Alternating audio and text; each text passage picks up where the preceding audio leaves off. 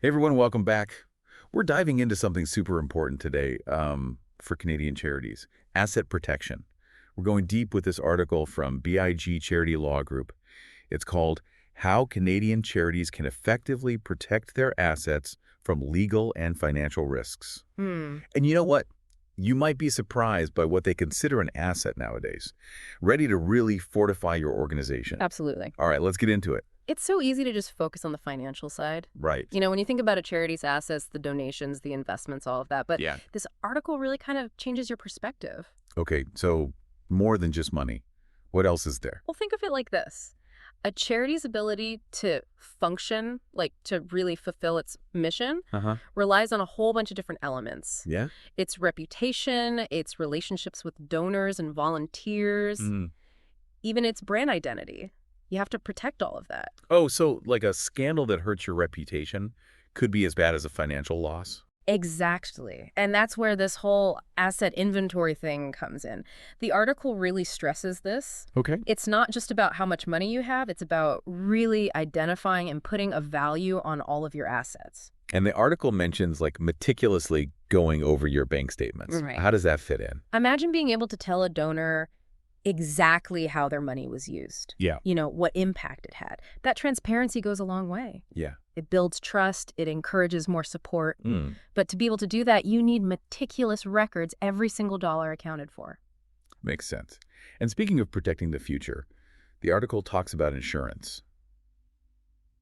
I have to admit, I usually tune out when I hear about insurance, but they actually made some really good points this time. What people don't always get is that insurance for charities isn't just about what's happening right now. Mm-hmm. It's about protecting yourself from things that could come up later. Okay. Think of it as a long-term safety net. Not just a Band-Aid. Okay, so how could something small today become a huge issue down the road? Imagine a volunteer has a little accident during a charity event. Maybe someone trips and sprains their ankle. Right. Seems small. But what if a few years later that person sues and says they have lasting damage? Oh, wow. So something that seemed insignificant at the time could really come back and cause problems. Having the right insurance could be the difference between being okay and facing serious consequences financially. Yeah. And not to mention damage to your reputation. And that actually brings us to another big asset that charities often overlook. You're talking about the charity's name, right? Like their brand. Exactly. Just like any business, charities need to protect their name, their logo, even their web domain. So are you saying they should register trademarks? Yeah. Because that can be complicated and costly. It can be, Yeah. but it's important. Imagine you build a strong brand, everyone knows your name, Yeah. and then someone else uses it, or even worse, uses it in a way that hurts your reputation. That's a nightmare. I see why they'd say trademark registration is important. It's like protecting your identity as a charity. Exactly. Yeah, it really makes you think about how vulnerable a charity's name and image can be. And that actually leads into the next thing in the article about letting other groups use your facilities. Right. That's a tough one. You want to be helpful and work with others, Yeah, but you also have to protect yourself. exactly. It's pretty common for charities to let other organizations use their space for events or meetings, Mm-hmm. but if they're not careful, it can open them up to a lot of risk. So what kind of risks are we talking about? Like someone breaking something? Well, property damage is definitely a risk, Yeah. but it's more than that. What if someone gets hurt during an event held by another group? Hmm. Or even something like noise complaints from the neighbors. Oh, yeah. I hadn't thought of that. It can get complicated. So if a charity is thinking about letting another group use their space, what should they do to protect themselves? The biggest thing is to really vet the other organization. Do your research, know what they do, Right. and make sure their values align with yours. Okay. And of course, insurance is crucial. They need to have enough liability coverage, Yeah. and your own policy should cover these kinds of situations. It sounds like having everything in writing is really important. Absolutely. Yeah. Don't just rely on a handshake or assumptions. You Mhm. need a detailed agreement that lays out everyone's responsibilities, the rules, insurance requirements, everything. Yeah. It's better to be safe than sorry. Exactly. So it's about finding that balance between generosity and protecting yourself. And that brings us to something else the article talks about. Asset protection isn't something you do once and then forget about. Yeah, it's an ongoing process. It is. It's like a garden, You can't just plant the seeds and walk away. You Mhm. have to tend to it constantly make adjustments. Okay, I like that analogy. So how do we tend to the garden Mm. of asset protection? What kind of maintenance do we need to do? Well, the article mentions a few things. Regular financial audits are super important. That makes sure everything's in order Uh-huh. and helps you spot any potential problems. Okay. You also need to review your insurance policies every so often. To make sure they're still up to date. Exactly. Make sure they still meet your needs and cover your current activities. Makes sense. Anything else? Yeah. Risk assessments. This means looking at potential threats to your organization, both internal and external threats. Okay. Could be financial risks, reputational damage, cybersecurity threat, anything really. Oh, wow. By identifying these vulnerabilities, you can then take steps to protect yourself. So it's about being vigilant and adapting to changes. And I bet all this ties back to good governance and keeping your donors happy. Oh, absolutely. When you show that you're managing your finances well Right. and that you're serious about protecting your assets, Yeah.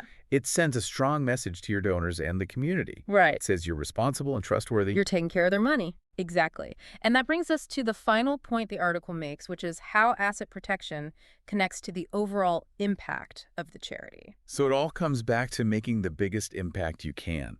It's been a really interesting look at asset protection. What are the key takeaways for our listeners? Well, first of all, we've seen that asset protection for Canadian charities goes way beyond just money in the bank. Right.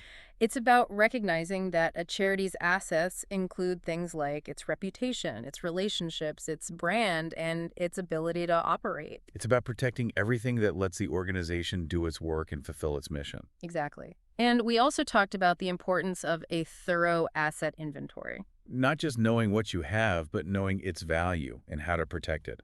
And of course, we can't forget about insurance. For sure.